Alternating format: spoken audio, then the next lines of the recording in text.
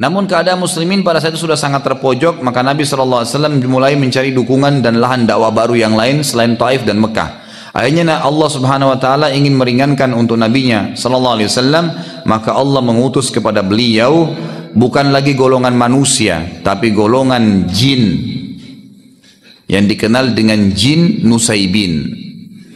Jadi saya katakan tadi di poin kita ini ada dakwah kota Taif, ini sudah selesai. Sekarang kita pindah ke poin kedua adalah jin Nusaibin, dan setelahnya kita akan masuk ke kisah Isra dan Mi'raj. Baik.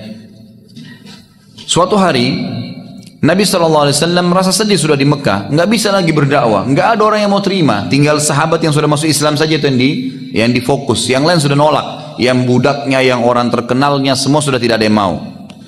Suatu hari Nabi SAW keluar dari kota Mekah ingin beribadah, karena terganggu di Mekah nggak bisa, beliau keluar, yang ditemani oleh seorang sahabat yang mulia dan bernama Abdullah bin Mas'ud radhiyallahu anhu, yang terkenal sahabat yang mulia. Berjalan dengan beliau SAW, lalu Nabi SAW pada saat tiba di suatu tempat, beliau SAW berkata kepada Ibnu Mas'ud, tunggulah di sini dan jangan berpindah, juga jangan datang kepadaku sampai aku memanggilmu. Lalu Nabi SAW membuat garis dengan tongkat beliau, suruh Abdullah bin Mas'ud jangan lewatin garis ini, tunggu di sini. Abdullah bin Mas'ud meriwayatkan dalam hadis Bukhari berkata, lalu Nabi SAW berjalan dan tidak seberapa jauh dari tempat itu, tempat beliau Ibnu Mas'ud lagi berdiri, beliau SAW tiba-tiba duduk sambil membaca Al-Quran dengan suara yang sangat keras. Pada saat itu terdapat beberapa jin dari wilayah Nusaibin. Nusaibin ini wilayah di Irak ya. Ada beberapa jin, dikatakan jin Nusaibin, sedang lewat dan sedang mencari tahu kejadian apa yang sedang terjadi di muka bumi, sampai-sampai mereka tidak bisa lagi mendengarkan langsung berita-berita dari langit. Jadi sebelum Nabi SAW diutus, itu jin dalam hadis Bukhari dikatakan saling susun-susun, 1, 2, 3 sampai ke langit. Ini Anda bisa bayangkan nih bagaimana jauhnya itu ya. Sekarang saja para ilmuwan dengan teknologi canggih mengatakan mustahil manusia bisa menjamah langit dengan tangannya, nggak mungkin. Jarak antara kita bumi saja ke Pluto itu 270 tahun. Makanya saya sering bahasakan tidak mungkin bisa dikirim ke sana astronot kena mati di tengah jalan. Jaraknya 270 tahun, itu baru satu matahari dengan kita tuh. Bagaimana dengan bintang-bintang yang lain yang sekian miliar tahun jaraknya dari bumi, semua masih pada di bawah langit pertama. Tapi jin-jin ini bisa bersusun-susun sampai ke langit pertama. Mereka bisa mendengarkan. Jadi ternyata dalam hadis ini dijelaskan Allah Azza wa Jal itu kalau ingin menjalankan titah, sebuah titah, Allah sampaikan kepada malaikat ya. Malaikat di langit 7 sampaikan ke langit ke-6, langit ke-6 sampaikan ke langit ke-5, terus sampai ke langit pertama. Nanti malaikat di langit pertama ini yang memerintahkan atau menyampaikan kepada malaikat-malaikat yang bertugas di bumi, yang mengurus gunung, di mana turun hujan, siapa yang mau mati, siapa yang ini, disampaikan kepada malaikat-malaikat yang akan bertugas di bumi gitu kan. Nah, jin-jin ini naik ke atas untuk dengar informasi. Ini sana hujan besok. Oh, di sini ada mati fulan. Oh, ini akan terjadi gempa. Dia dengar semua informasi besok. Kan gitu. Nah nanti jin-jin ini akan bekerja sama dengan penyihir-penyihir dan penyamun, menyampaikan ini kami dapat informasi di sana hujan, nanti kamu sampaikan besok hujan di sana supaya pengikutnya percaya sama si dukun-dukun ini. Nanti akan kita bacakan dalam surat jin tentang kisah ini bagaimana bekerja samanya manusia dengan jin, dan sampai hari ini, sampai hari kiamat akan terjadi itu. Tetap akan ada bekerja sama, dan ini dilarang dalam Islam ya. Perlu Anda ketahui bahwasanya tidak boleh interaksi dengan jin dengan alasan apapun, gitu kan. Nabi SAW mengatakan dalam hadis Bukhari, pada saat beliau sedang selesai sholat, beliau mengatakan, tadi waktu saya sedang sholat ada jin, setan yang coba mengganggu saya. Lalu saya menangkapnya dalam sholat. Hadis sahih ini. Lalu saya menangkapnya dalam sholat. Tiba-tiba saya teringat perkataan Sulaiman yang berkata, ya Allah, karuniakanlah saya kerajaan tidak layak untuk orang sebelum dan sudah saya. Maka saya melepaskan dia. Kalau tidak, maka saya akan ikat jin itu di pohon di Madinah agar anak-anak Madinah mempermainkannya. Tapi di sini Nabi SAW sendiri tidak interaksi, dilepaskan oleh Nabi SAW. Kata ulama berarti tidak boleh memang manusia berinteraksi orang Muslim. Walaupun anda alasan oh jin Muslim, tetap tidak boleh. Tidak boleh. Tidak boleh menikah sama mereka. Makanan mereka berbeda, perhitungan waktu mereka berbeda, dan anda tidak butuh jin karena anda butuh Allah Azza wa Jal. Gak usah jin untuk apa? Pasti dia minta imbalan. Anda bilang tidak, nggak mungkin. Itu sudah Al-Quran yang berbicara seperti itu. Mereka akan bekerja sama dengan manusia dan minta imbalan dari situ. Ada yang minta menikah dengan manusia, makanya ada dukun-dukun laki-laki atau perempuan sampai tua tidak nikah-nikah karena nikah sama jinnya. Ada orang yang diminta nyumbang darah ayam, darah hewan, atau pergi ke kuburan tertentu. Pokoknya jin-jin ini minta agar jauh dari Allah Subhanahu wa taala, gitu kan? Kalau kita masih bergantung pada Allah, tidak bisa bergantung pada dia. Dan satu-satunya cara untuk membuat orang bisa bergantung adalah memenuhi kebutuhannya manusia. Dan Nabi SAW sudah mengatakan juga dalam hadis lain, jin-jin itu penuh dengan kebohongan. Maksudnya yang, jadi saya pernah jelaskan ya, jin ada 3 golongan ya. Ada jin mukmin, ini mustahil kerjasama dengan manusia. Ada jin fasik dan jin kafir. Jin fasik ini adalah jin yang beriman pada Allah seperti kita orang muslim, tapi nggak sholat, masih bermaksiat, itu namanya fasik.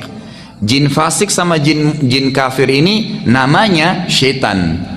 Jadi tidak semua jin itu syaitan ya, tidak semua jin itu syaitan. Yang beriman dikatakan jin mukmin. Yang kita maksudnya adalah golongan syaitan, jin fasik atau jin kafir. Jadi orang-orang yang mengatakan saya pelihara jin muslim itu jin fasik itu.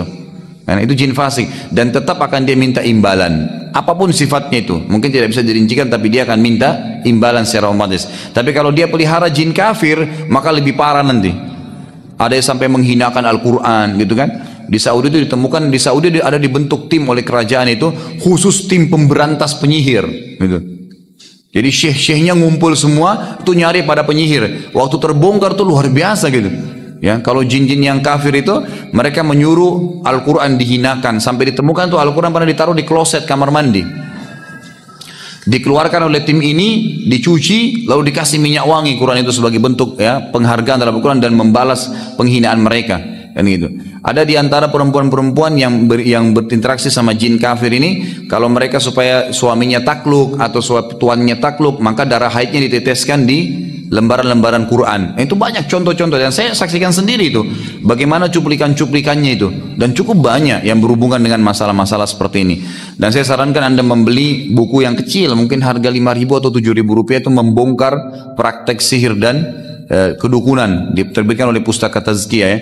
Mungkin kalau Bapak Ibu yang pernah hadir pengajian saya di Al-Azhar, saya pernah bawain fotokopi buku yang dapat diskon tuh. Di antaranya buku itu, buku kecil sekali tapi itu buku yang sangat bagus. Di dalamnya itu ada gambar-gambar bentuk-bentuk sihir-sihir yang biasa dipakai oleh penyihir-penyihir, dari bentuk benang, tali, apa saja, boneka, macam-macam gitu kan yang mereka lakukan. Intinya adalah kita kembali kepada kisah jin ya. Jin-jin ini mereka selalu naik ke atas mendengarkan apa yang akan terjadi besok untuk bekerja sama dengan penyihir-penyihir dan penyamun yang pada saat itu memang kebanyakan menguasai dunia, gitu kan? Allah ceritakan tentang kisah ini dalam surah Jin urutan 72 ayat 9. A'udzubillahi minasyaitonirrajim wa anna kunna naq'udu minha maq'ida lis-sam' faman yastami'il ana yajid lahu shihabar rasada. Dan sesungguhnya dahulu kami dapat menduduki beberapa tempat di langit untuk mendengarkan berita-berita. Tetapi sekarang berita maksudnya apa yang terjadi besok, gitu kan? Tetapi sekarang barang siapa yang mencoba mendengarkannya, tentu akan menjumpai panah api yang mengintai atau membakarnya. Dikatakan dalam hadis Bukhari yang lain bahwasanya Nabi SAW bersabda, jin-jin dulu mereka susun untuk mendengar berita dari langit. Setelah aku diutus, kata Nabi SAW, maka jin-jin langit itu dijaga oleh malaikat-malaikat, dijaga oleh malaikat-malaikat. Yang malaikat-malaikat ini memegang bintang-bintang yang dipakai untuk memanah jin-jin itu. Makanya kan fungsi bintang itu kan ada 3 ya, untuk rujuman lisyayatin, memanah setan-setan yang datang mendengarkan berita. Kemudian dalam ayat yang lain di surah Al-Mulk dijelaskan itu zina, perhiasan. Inna zayyana as-samaa'a ad-dunya, gitu kan? Bi zinatil khawaqib. Dan kami hiasi muka bumi, langit bumi ini dengan bintang-bintang, ya. Wa hifdhan min kulli syaitanin, dan untuk menjaga juga dari syaitan-syaitan yang datang, gitu kan? Kemudian fungsi yang ketiga adalah menjadi petunjuk bagi orang di lautan, di mana-mana itu fungsi bintang-bintang. Fungsi bintang-bintang itu yang dijelaskan oleh Allah Subhanahu wa taala. Baik. Saat Nabi SAW ya sedang membaca Al-Quran tadi, ternyata jin-jin dari Nusaybin ini kan lagi keliling di muka bumi. Mereka sempat bilang dari lanjutan hadis Bukhari tadi, lalu jin-jin ini berkata, pasti ada penyebabnya. Kenapa langit sekarang dijaga? Dulu sebelum Nabi Muhammad SAW itu tidak ada. Boleh sama Nabi Musa, Nabi Daud, semua Nabi sebelum Nabi Muhammad SAW itu mereka masih bisa dengar. Makanya masih bersaing antara dakwah Nabi dengan para penyihir ini gitu kan. Setelah Nabi SAW itu tidak bisa lagi. Malaikat jaga, mereka dipanahin. Walaupun masih ada yang sempat lolos tapi sedikit gitu kan. Itu pun sempat dipanah. Nanti akan dijelaskan juga dalam surah Jin itu bagaimana Allah Subhanahu wa taala menjelaskan ada di antara mereka yang sempat lolos, mendengarkan sedikit langsung mereka turun lagi. Dan itu pun dipanah oleh para malaikat tadi. Waktu mereka bilang, akhirnya mereka bilang pasti ada sesuatu terjadi di muka bumi, nggak mungkin. Ada penyebabnya nih, kenapa tidak bisa dengar lagi. Maka sekelompok jin Nusaybin keliling di muka bumi ini pas lewat di Mekah dan melewati tempat Nabi Muhammad SAW lagi baca Quran tadi. Nah ini sebenarnya dengan hikmah Allah SWT. Allah memang yang sengaja mengutus jin-jin ini gitu kan. Saat melewati Nabi SAW, jin-jin Nusaybin ini mereka pun berhenti dan berkumpul untuk mendengarkan apa yang Nabi SAW sedang baca. Ini menandakan jin itu membaca gitu kan. Dan bukan mustahil jin itu juga hadir dalam majelis ilmu ya, bukan mustahil sekarang sebelah anda ada jin, tapi nggak usah takut, nggak perlu takut kecuali kepada Allah Subhanahu wa ta'ala. Kata Ibnu Mas'ud radhiyallahu anhu yang meriwayatkan hadis ini, aku melihat sekelompok makhluk laki-laki yang kepala mereka seperti kendi-kendi besar. Ibnu Mas'ud sempat lihat gitu kan. Lalu aku pun berdiri karena khawatir akan keadaan Nabi SAW. Lalu Nabi SAW memberikan isyarat agar aku tetap duduk. Nabi tahu Ibnu Mas'ud akan berdiri. Nabi kasih isyarat gitu kan, tidak boleh tetap duduk. Karena banyaknya jin yang datang mendengarkan Al-Quran sampai kata Ibnu Mas'ud, aku tidak bisa lagi melihat Nabi SAW karena dipenuhi oleh orang-orang ini yang kepalanya seperti kendi-kendi dan mereka tinggi besar gitu kan. Allah Subhanahu wa ta'ala menceritakan tentang kejadian tersebut, masih lanjutan surah Jin tadi. Jadi kita dibahas banyak surah Jin karena memang surah Jin menjelaskan tentang masalah itu. Surah Jin urutan 72 ayat 19 menceritakan tentang bagaimana Nabi SAW dikerumuni oleh jin-jin Nusaybin itu. A'udzubillahi minasyaitonir wa annahu lamma qama Abdullahi yad'uhu kadu yakununa alaihi libada. Dan bahwasanya sewaktu hamba Allah Muhammad SAW berdiri hendak menyembahnya dengan membaca Al-Quran, hampir saja jin-jin itu mendesak untuk mengerumuninya. Ini ayat Quran, surah Jin ayat 19. Saat mendengarkan Al-Quran, maka jin-jin tersebut jadi memahami apa saja yang telah terjadi, termasuk penipuan iblis kepada mereka bahwasanya ada sesembahan selain Allah. Jadi kisahnya begini, iblis ini sebenarnya golongan jin. Salah kalau ada yang mengatakan iblis itu rajanya jin, salah. Kan gitu. Iblis bukan seperti Adam alaihissalam, bukan. Adam adalah ayah kita semua. Kalau iblis bukan. Kata ulama tafsir yang paling kuat pendapat waktu Allah Subhanahu wa taala menyuruh iblis untuk sujud gitu kan. Itu sebenarnya ada jin-jin. Gitu kan? Makanya para malaikat mengatakan, "Ya Allah, waktu Allah ingin menciptakan Adam, apakah engkau akan menciptakan makhluk nanti membuat kerusakan di muka bumi?" Kata para ulama tafsir, jumhur ulama mengatakan bahkan yang dimaksud adalah apakah nanti seperti jin-jin yang akan buat kerusakan di muka bumi. Jadi sebelum kita sudah ada jin tinggal di bumi ini. Hewan-hewan itu sudah ada. Allah Subhanahu wa taala sudah ciptakan. Tumbuh-tumbuhan itu sudah ada. Manusia datang nyusul setelahnya. Karena awalnya manusia diciptakan oleh Allah Subhanahu wa taala itu di surga. Nabi Adam AS di surga. Kan gitu. Jadi memang ini bumi berbeda, bukan memang belum kita ada di sini gitu. Tapi jin-jin sudah ada. Makanya Allah SWT mengatakan apa tentang iblis? Kana minal jinni fafasaqa an amri rabbi. Kana minal jin maksudnya iblis itu salah satu dari golongan jin, bukan pimpinannya. Fafasaqa an amri rabbi, tapi dia tidak mau ikuti patuh perintah Tuhannya. Nah, kata sebagian ulama tafsir juga, ternyata waktu Allah Azza wa Jalla menciptakan Adam, yang hadir di situ iblis. Masih ada jin-jin lain yang tidak hadir, gitu kan? Nah, waktu Nabi SAW membaca Al-Quran ini, ternyata iblis ini membuat propaganda di antara jin-jin. Di antaranya, dia mengatakan bahwasanya ada Tuhan selain Allah. Syirik, berbuat syirik, didakwai itu. Dan dia mengajak agar orang-orang bisa atau jin-jin bisa ikut dengan dia. Dan perlu anda tahu, yang menjadi pasukannya iblis sekarang ini ya, yang paling banyak itu keturunannya dia. Jadi keturunan dia, bukan jin umumnya. Karena jin banyak yang beriman dan tidak mau ikut dengan dia, tidak mau ikut dengan iblis. Nanti akan kita jelaskan dalam surah Jin ayat 1 sampai ayat 18 menceritakan masalah itu. Kita akan baca panjang lebar sebentar gitu kan. Tapi ini membuktikan bahwasanya iblis itu bukan pimpinan, bukan raja jin seperti sering digambarkan gitu kan. Tidak, dia salah satu dari golongan, dan iblis sangat lemah. Garis bawah ini, iblis sangat lemah. Begitu juga pengikutnya. Makanya Allah mengatakan inna kaidasyaitani kana dha'ifa. Golongan syaitan itu sangat lemah, mereka tidak bisa buat apa-apa gitu loh. Lemah, tidak bisa buat apa dengan manusia. Yang bisa cuman bisikin, cuman apa, membuatlah bisikan, ya, tiupan sehingga kita mengantuk kalau mau ibadah. Tidak bisa apa-apa. Jin tidak bisa menjelma pegang tangan kita suruh kita berzina, nggak bisa. Dia nggak punya kekuatan untuk itu. Allah SWT sudah batasi, jadi sangat lemah. Allah sudah mengatakan lemah. Kekuatan dia cuma satu, menakut-nakuti manusia. Seakan-akan sudah sesuatu yang menakutkan, tidak. Kalau orang yakin dan faham ini, dia tidak akan takut kecuali kepada Allah Azza wa Jal. Kalau anda lagi jalan sendiri, anda ketakutan itu dari syaitan, permainan iblis dan pengikutnya, gitu kan. Anda harus yakin ada Raqib dan Atid yang sama, dia tidak kelihatan, gitu kan, yang sedang mendampingi kita. Ada Allah Azza wa Jalla menciptakan semua, sedang mengawasi kita dan tahu. Allah Maha mendengar, Maha mengetahui, dan Allah Subhanahu wa taala jauh lebih kuat daripada semua ini. Dan itu tidak ada apa-apanya jin itu. Baik, waktu mereka sudah mulai berkumpul di sisi Nabi sallallahu alaihi wasallam, akhirnya mereka jadi faham, jin-jin ini jadi faham, selama ini iblis sudah menipu mereka yang mengatakan ada sesembahan selain Allah. Nanti akan kita baca ayat surah Jin, bagaimana jin-jin ini mengatakan wa kana safihuna, dan dulu orang bodoh dari kami, maksudnya iblis. Dia mengatakan Allahi syatata, dia mengatakan bahwasanya Allah itu masih ada sekutunya.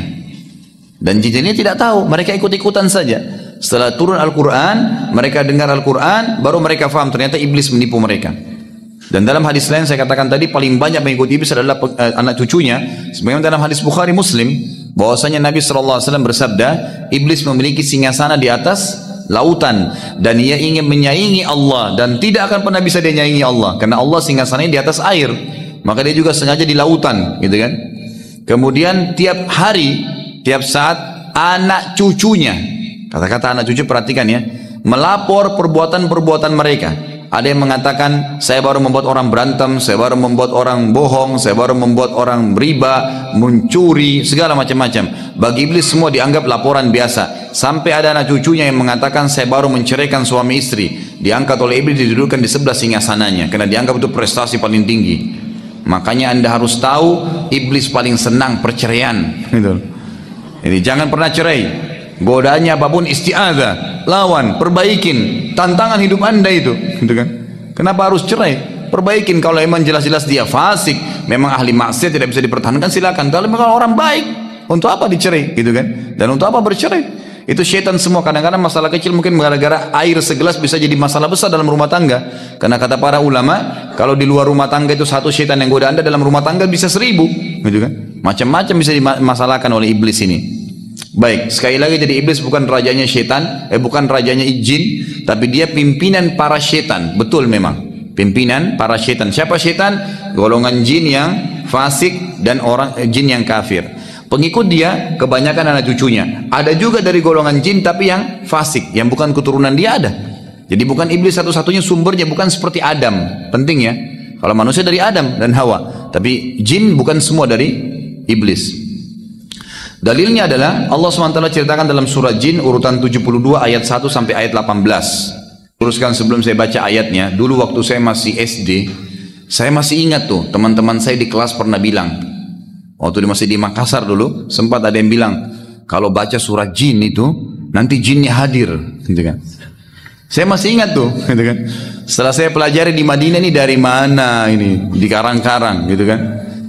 Tidak ada urusannya, tidak ada hubungannya dengan, berarti kalau dianggap di Indonesia itu ada pemahaman gitu, dengan baca surah Jin bisa panggil jin. Siapa yang bilang? Kebetulan namanya surah Jin, karena menceritakan tentang jin-jin yang mendengarkan dakwah Nabi SAW. Tidak ada hubungannya.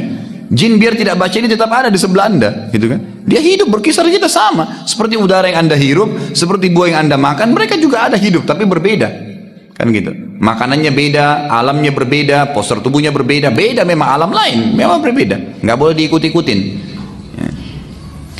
Kata Nabi, kata Allah SWT, Qul uhiya ilayya annahu istama'a nafarun minal jinni faqalu inna sami'na qur'anan ajaba yahdi ila ar-rushdi fa amanna bihi walan nushrika bi rabbina ahada. وأنه تعالى جد ربنا ما اتخذ صاحبة ولا ولدا وأنه كان يقول سفيهنا على الله شططا وأنا ظننا أن لن تقول الإنس والجن على الله كذبا وأنه كان رجال من الإنس يؤذون برجال من الجن فزادوهم رهقا وأنهم ظنوا كما ظننتم أن لن يبعث الله أحدا وأنا لمسنا السماء فوجدناها ملئت حرسا شديدا وشهبا وأن كنا نقعد منها مقاعد للسمع فمن يستمع الآن يجد له شهابا رصدا وأنا لا ندري أشر أريد بمن في الأرض أم أراد بهم ربهم رشدا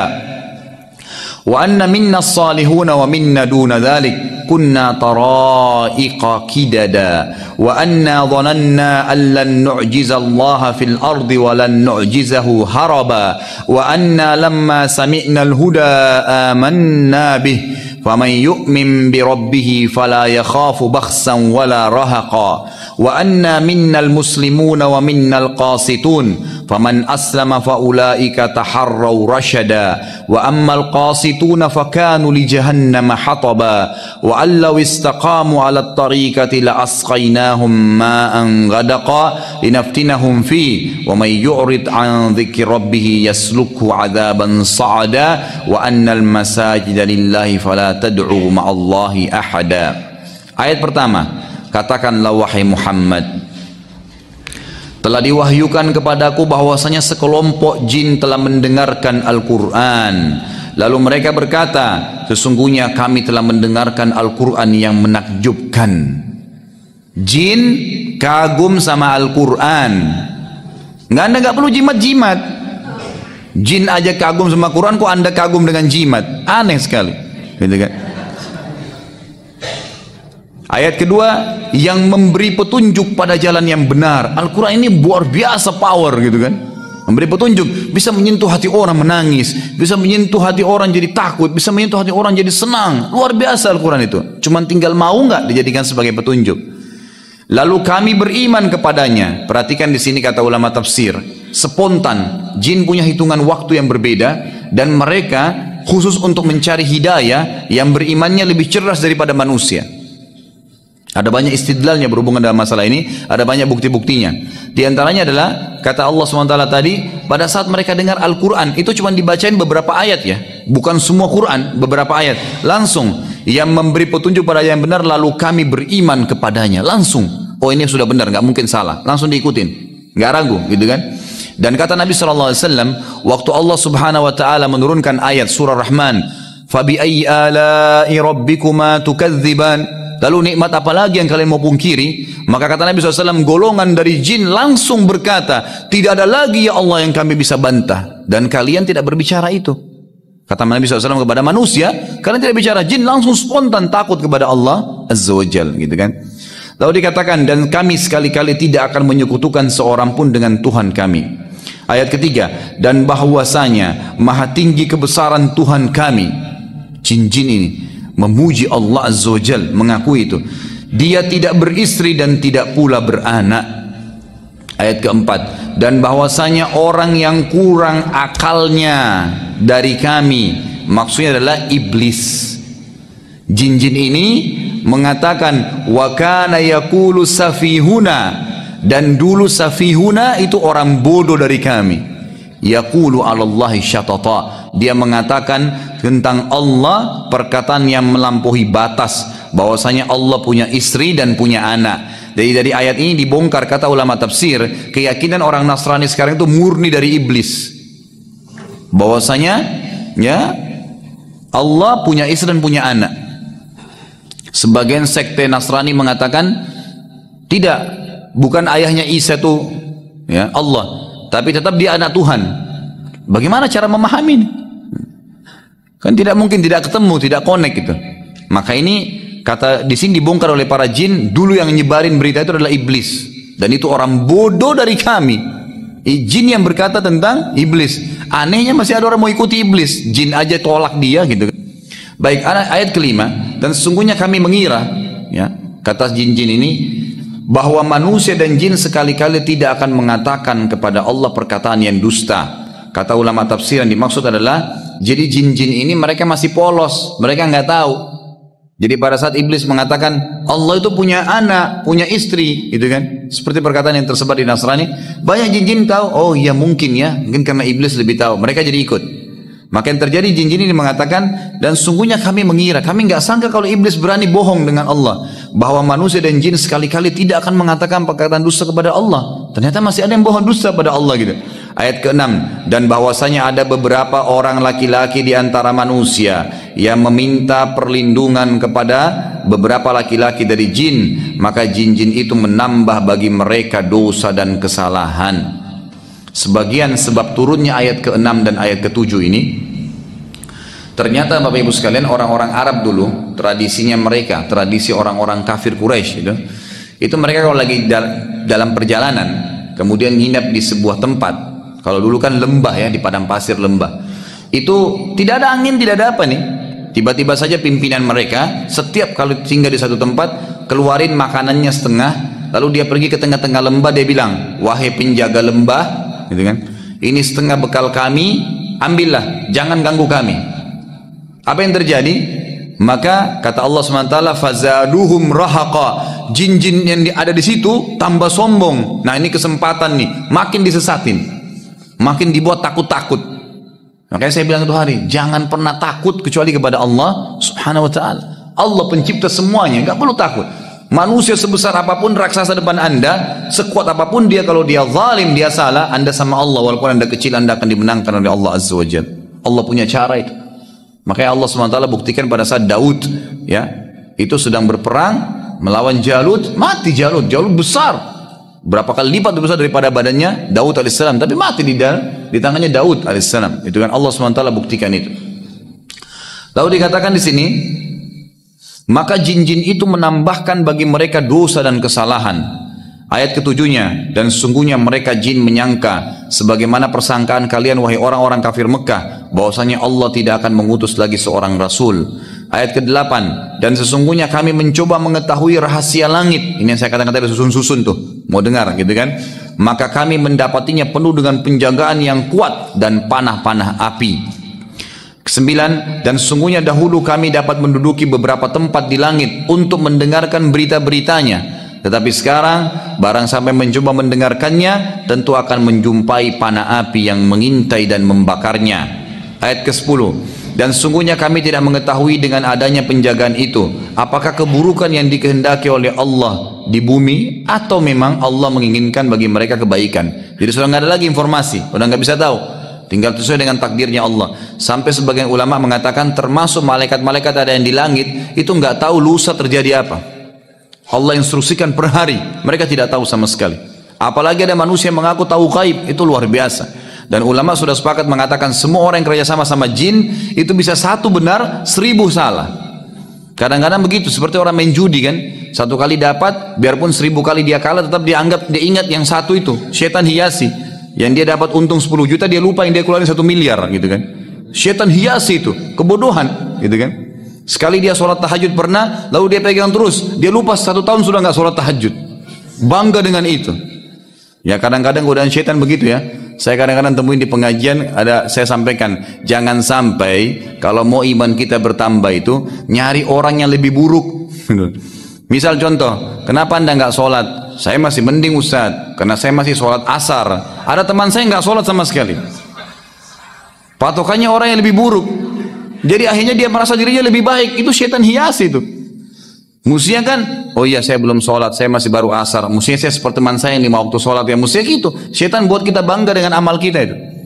Orang pergi haji, oh saya juga sudah pernah haji. Salah. Ya Allah, saya juga pengen haji seperti mereka lagi. Itu yang benar. Harus melangkah lebih maju, bukan malah mundur ke belakang gitu kan. Itu termasuk godaan syaitan yang harus hati-hati.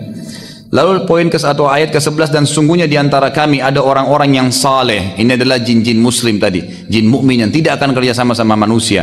Dan ada pula yang tidak demikian halnya, fasik ya dan kafir. Kami menempuh jalan yang berbeda-beda seperti manusia. Dan di sini ulama tafsir mengatakan ayat-ayat surah jin sudah cukup sebenarnya bagi setiap manusia sampai situ. Jangan lagi dalami alam jin, nggak perlu. Bagaimana mereka menikah, mereka tinggal di mana, seperti apa kehidupannya, nggak perlu kita dalamin itu. Cukup kita tahu ada makhluk namanya jin, seperti selesai. Ada makhluk namanya manusia, namanya malaikat, udah selesai. Kalau ada informasi sampai kepada kita, kita imanin. Kalau tidak ada, jangan dikorek-korek, nggak perlu. Karena Anda sendiri butuh program saat harian yang sangat padat, ya kan gitu. Saya pernah bahasakan, masih ingat kan? Kalau bangun subuh ada bangun, kita harus baca doa, bangun tidur, kemudian sholat Fajr, sunatul fajr, 2 rakaat sebelum subuh. Sholat subuh lagi. Ini antara azan dan iqamah ya. Kemudian sholat subuhnya. Habis sholat subuh tidak ada ba'diyah tapi ada zikir pagi. Istirahat sebentar, duha. Sebentar lagi istirahat, duhur. Qabliyah duhur, duhurnya ba'diyah duhur. Istirahat sebentar, asar. Qabliyah asar, asar dengan zikir sore. Tidak ada ba'diyah asar. Sebentar istirahat, maghrib. Qabliyah maghrib, maghribnya ba'diyah maghrib. Istirahat sebentar, isya. Qabliyah isya, isya ba'diyah isya. Sebentar istirahat, tahajud dan sholat witir. Ada waktu main-main nggak? Udah nggak ada. Sekali kita lalai itu bablas hilang tuh, kan gitu. Anda kalau tadi malam nggak sholat tahajud, biar nangis darah nggak bakal kembali, kan gitu. Nggak mungkin bisa terulang gitu. Makanya syaitan mau keluarin kita dari program, nggak bisa. Saya sendiri sudah repot gitu kan. Anda coba yang perhatikan yang sudah biasa jaga zikir pagi sore, pernah nggak rutin nggak pernah ketinggalan? Nggak bisa. Kita masih kadang-kadang lewat kebablasan. Syaitan bisikin tuh sebentar di jalanan bisa, sebentar di sini bisa, supaya kita lalai, gitu kan? Tinggalin. Apalagi yang tidak pernah zikir sama sekali. Itu bagaimana caranya? Program Anda sudah padat dari Allah. Jangan sibukkan diri lagi dengan alam jin dan alam-alam yang lain, gitu kan? Udah selesai. Kita akan dihisab oleh Allah. Nomor 12 ayat 12, dan sesungguhnya kami mengetahui bahwasanya kami sekali-kali tidak dapat melepaskan diri dari kekuasaan Allah. Perhatikan ayat ini luar biasa. Para jin berkata, dan sesungguhnya kami mengetahui bahwasanya kami sekali-kali tidak akan dapat melepaskan diri dari kekuasaan Allah di bumi, di muka bumi, dan kami tidak bisa lari darinya. Hanya dengan bacain ayat Quran, jinnya bisa mati tuh kalau lagi di ruqyah. Kepanasan teriak-teriak jinnya, gitu kan? Saya berapa kali ruqyah orang teriak-teriak, padahal yang kita baca cuma ayat gitu. Kita nggak tahu bagaimana Allah Azza wa Jalla membakar dia. Sampai ulama sepakat mengatakan kalau dibacain terus ayat bisa mati dia, kebakaran, kepanasan, makanya dia kesakitan, gitu kan? Itu kuasa Allah Subhanahu wa taala. Jadi minta kepada Allah bukan kepada jin. Allah yang Maha Kuasa. Ayat 13, dan sungguhnya kami tak kala mendengar petunjuk Al-Quran, kami beriman kepadanya spontan. Barang siapa beriman kepada Tuhannya, maka ia tidak akan takut akan pengurangan pahala, dan tidak takut pula akan penambahan dosa juga kesalahan. Ayat 14, dan sungguhnya di antara kami ada orang-orang yang taat, dan ada orang-orang pula yang menyimpang dari kebenaran. Barang siapa yang taat, maka sungguhnya mereka itu telah memilih jalan yang lurus. Ayat 15, adapun orang-orang yang menyimpang dari kebenaran, maka mereka menjadi kayu bakarnya neraka jahanam. Wa na'udzubillah. Ayat ke-16, dan bahwasanya bila mereka berada pada jalan yang lurus tersebut, agama Islam, mentaati apa yang diajarkan Nabi SAW, benar-benar kata Allah, kami akan memberi mereka air minum yang segar dan rezeki yang banyak. Kata di sini air minum yang segar, kata para ulama tafsir, di dunia dan di akhirat akan minum dari sungai yang ada di surga. Ayat 17, dan kami coba mereka pada jalan yang lurus tadi. Akan ada cobaan-cobaan yang datang untuk meningkatkan kualitas iman kita, gitu kan? Karena cobaan kalau datang kan Allah menyuruh, kalau Allah sedang menguji Anda pada satu cobaan, berarti Allah mau Anda dobrak, keluar, cari jalan keluar dari masalah itu. Jangan malah bilang, ya Allah, Allah uji saya diam aja di rumah. Enggak. Tiba-tiba ban motornya pecah, tantangan tuh. Apa yang saya harus kerjain? Cari tambalan ban. Alhamdulillah, mungkin Allah memang ingin mengampuni dosa saya dengan ini. Mungkin sudah ajalnya ban saya, sudah, gitu kan? Jadi nggak ada masalah, karena saya sudah katakan tuh hari semua punya ajal, semua punya batas waktu, bukan cuma kita mati, ya. Baju, piring yang pecah, apa saja, semua itu punya ajal. Sebagaimana sabda Nabi SAW pada saat seorang pembantu sahabat memecahkan piring, lalu dia marah-marah, kata Nabi SAW, jangan kamu marah dengan pembantumu, karena piring itu punya ajal sebagaimana kalian punya ajal. Kalau nggak pecah di tanganmu akan pecah, kalau nggak pecah di tangannya akan pecah di tanganmu. Selesai. Maka harus ditahu itu, semua ada batas-batasnya. Kemudian ayat 17-nya, dan kami coba mereka pada jalan yang lurus tadi, akan diuji oleh Allah SWT. Dan barang siapa yang berpaling dari Tuhannya pada saat cobaan sedang datang, malah dia tidak kembali kepada Allah SWT, niscaya akan kami masukkan ke dalam azab yang berat. Karena sungguhnya cobaan itu untuk membuat kita lebih dekat kepada Allah SWT. Ayat ke-18 yang terakhir, dan sungguhnya masjid-masjid itu kepunyaan Allah, maka janganlah kalian menyembah selain Allah di dalamnya. Nggak boleh ada kuburan, nggak boleh ada macam-macam. Setelah kejadian tersebut, maka jin beriman. Jin dari Nusaybin spontan beriman pada Nabi SAW. Dan anehnya yang terjadi, perhatikannya, ini langkah yang luar biasa dari para jin. Kadang-kadang mendahului manusia dari poin ini. Mereka pulang lalu mendakwai kaumnya, langsung menjadi dai, dakwai apa yang mereka sudah dapatkan. Dan Allah SWT menceritakan itu dalam surah Al-Ahqaq, urutan 46 ayat 29 sampai ayat 31. Al-Ahqaq 46 urutannya ayat 29 sampai ayat 31. A'udzubillahi minasyaitonir rajim. Wa idz sarafna ilaika nafaran minal jinni yastami'una al-Qur'ana falamma hadaruhu qalu ansitu. Falamma qudiya wallaw ila qaumihim munzirin. Qalu ya qaumana inna sami'na kitaban unzila min ba'di Musa musaddiqan lima baina yadayhi yahdi ilal haqq. يهدي إلى الحق وإلى طريق مستقيم يا قومنا أجيبوا داعي الله وآمنوا به يغفر لكم من ذنوبكم ويجirkum min adzabin alim. Ini salah satu ayat yang dibaca kalau sedang ruqyah. Ini salah satu ayat-ayat ruqyah yang dibaca untuk mengusir jin atau sihir. Ayat ini kata Allah SWT dalam Al-Ahqaq, ya, ayat 29, dan ingatlah ketika kami hadapkan serombongan jin kepadamu wahai Muhammad yang mendengarkan Al-Quran. Allah lah yang membuat mereka datang. Dan tak kala mereka menghadiri pembacaan Al-Quran itu, mereka berkata, dengarlah dengan penuh perhatian. Semua disuruh dengar, mereka sepakat itu. Setelah mendengar bacaan wahai Muhammad, mereka pun kembali ke kaumnya untuk memberikan peringatan, langsung berdakwah, menyampaikan itu. Ayat ke-30 mereka berkata, hai kaum kami, sesungguhnya kami telah mendengarkan kitab Al-Quran yang diturunkan setelah Musa, yang membenarkan kitab-kitab sebelumnya dan menuntun ke kebenaran dan jalan yang lurus. Ayat 31, hai kaum kami, terimalah seruhan orang yang menyeru kepada Allah dan berimanlah kepadanya. Seruhan siapa? Nabi Muhammad SAW.